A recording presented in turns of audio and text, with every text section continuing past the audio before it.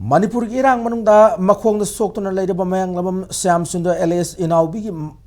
makata na operation tawduna layang na ba madi imung manung ki awabada mateng pang na ba Manipur lenga ka madi miyam dik mateng nirakli Kaksing makhala kai sabal Assam pareng dagi Syam Sundar hauki basai 2023 ki September nipan da palel da thoki ba thaudok amada ye thangba mafaigan nongoi maruna pan madagi soktuna ngasi fawba mafung fana fagat pangamdana lerakhi bane laita laira maram oraga matam chana check up tawduna paring naina laying busu ngamkide adum ona anabagi fibam lusilakpana maram oraga doctor da handak chatuna yenglubda operation tawna khangalaki bane hari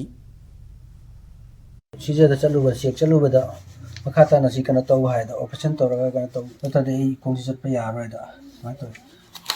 sis mai phuni gi thang gi ban sil operation tawraga kana taw ne hai bi mu da hai asina tra chatpa ngam khola nei operation tar ka oi hai do ai ngoda di paisa su leite lai leite bni na ai hana de na suraga imung ji pulap puram bani ado husi di suwa leiramina kemta ka taw ngam dre mayang mateng da gi mateng pangbina ba uruna hai jare palit taw de gi si khongji bu faraga di mayang gi lewa ki kano ngak pa khangde khun ngak pa khangde am khangde lewa ki thor thorbu thong khudin mayang na ge khalle